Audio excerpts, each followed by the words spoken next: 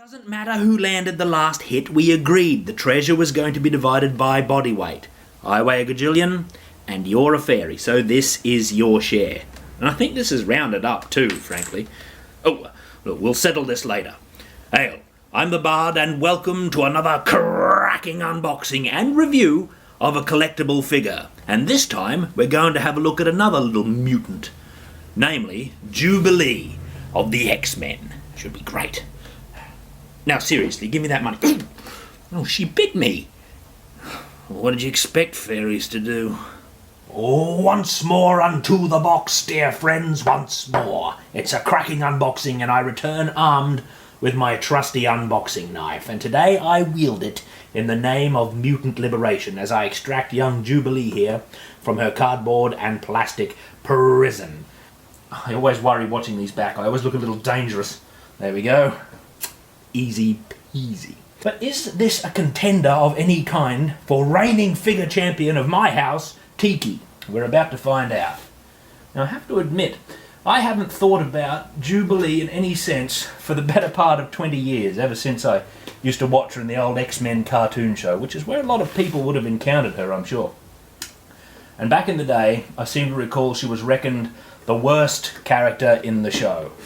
And that's going off the meter of 11 and 10-year-old boys as we were back then, who weren't really into the girl characters and who weren't really into characters who didn't have a lot of power. Back then, having really cool and mighty powers counted for a lot. But as you get older, sometimes, when you're lucky, you get a little bit wiser, and lack of power starts to become just as interesting as mighty power itself.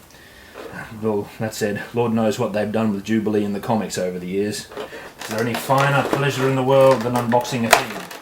No, sir. I tell you, there is not. Here we go. Ooh, lots of plastic to protect the various parts. How is that affixed? Now I'm going to try and get all this plastic stuff off. When did plastic leg warmers come into fashion, Jubilee? I thought you were a character from the 90s. I think she was debuted in the 90s? In the comics, I think? I don't actually know. I might have to look it up later. Maybe I should do my research before I start. How does this come off? I got it. Good. Now, on your base, young lady. There you go. Come on. Oh, it's stuck on the tape. Whoops. There we go. Two different sunglasses. I think they go... No? Where do they go? Where are they on the box? Oh, there. I didn't see that groove. Alright, there, that's better. There, now that looks natural. As natural as a figure can. Natural as a mutant. Hold on to them. Hold. Where am I going to put the spares? Like, oh well. I think I'm going to go and have a closer look at this figure, and I'll be back with a full review. See you in a minute. Yeah, you're looking pretty good there, Jubes. It looks like we have another good quality model on our hands, and this one is made by a well-known company called Kotobukiya, and this belongs to their line of Bishoujo statues, Bishoujo meaning pretty girl in the parlance of the Japanese. And the line does revolve around very youthful, very aesthetic female figures. One way to look at it is to see them as belonging to, or at least peripherally related to, the venerable genre of the pin-up, but in model form.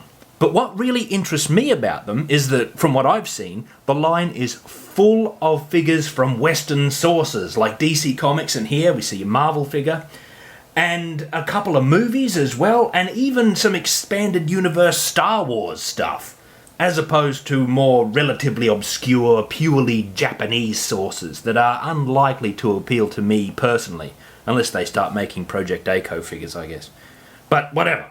Here we are with one of the figures that really stood out to me while browsing Kotobukiya's line. Colour-wise, this figure is seriously loud, and it's this brightness that drew me to it in the first place. Certainly the brightest of all the Kotobukiya figures that I saw, and it's probably the brightest thing in my house at the moment. Jubilee's bright colour scheme is complemented and accentuated by these small areas of pronounced blackness. They operate like a frame or a boundary that guides the eye around the figure and stops it from getting lost or overwhelmed by too much colour. Jubilee's skin has some depth to it and some real nice variation of tone. And it's nothing like what we saw on Tiki, but it's not a uniform, bland skin colour, and it's quite natural and quite neutral to look at. This is very good. There's also a lack of pronounced shadows and shading in her clothes, most notably on her very glossy jacket. But I don't think this is a problem, because I think it actually plays into the significance of her pose. More on that later. Jubilee's base is a sparkly yellow number that reflects her sparkly mutant powers, and she comes with 2 different sunglasses.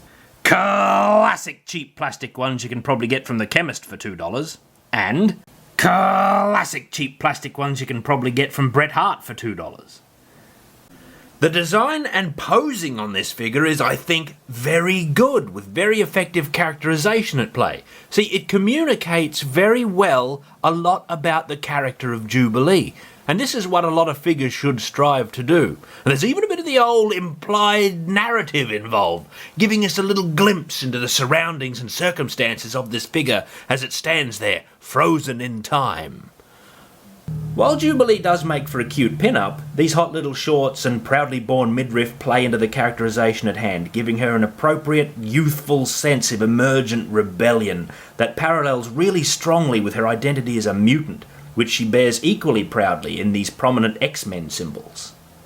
This pride and confidence is undermined subtly by a slight turning in of Jubilee's toes, indicating the presence of a little unsteadiness and uncertainty in the character. This is compounded by the fact that she is not just a teenager, but a mutant. There's her weakness. There's her feet of clay. This is a really strong pose, and I like it a lot. Her body is completely static, but her jacket is in motion, like this pose has just been struck. She snapped into it this instant. And her arm has shot out to full extension to accommodate her fancy firework powers. And because they're not directly illustrated, it gives us the ability to decide whether or not they are in progress now, about to be in progress, or have just been fired off. It gives us a lot of power as observers and control over what we see and what we read into this figure.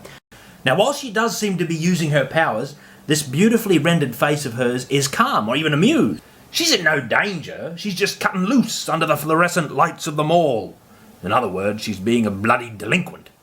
There's another way to look at it, though, and that is she's not using her powers at all, just striking a stunning pose. And because there's no powers in progress, we can read those X-Men logos as being covert symbols of mutation, encrypted on her body in the same way that it's encrypted within her body. The ambiguity generated by the lack of direct depiction of powers lets us make that choice. I love it. Not to get too far off track, but I noticed some similarities between Jubilee and Poison here, and I don't just mean their similar outfits and poses, but the way they highlight some of the commonality between 2 strands and eras of teenage rebellion. See, one of the things I've studied in depth is the depictions of the punk movement in popular culture, especially how elements of punk culture are drawn on to create irredeemable villains, like in the Class of 1984 or the Kurgan in Highlander.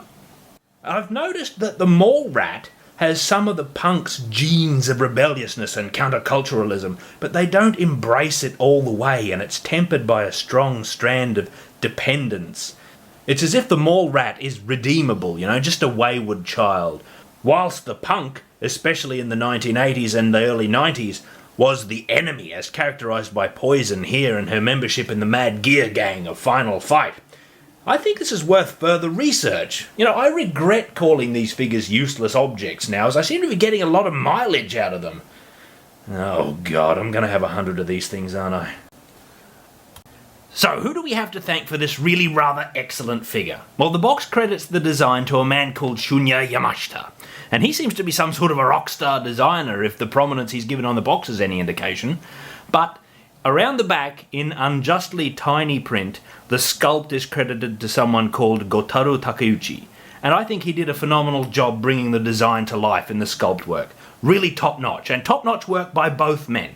A nicely polished production image by Mr. Yamashita can be seen there on the box, whilst the final product looms before us in the foreground.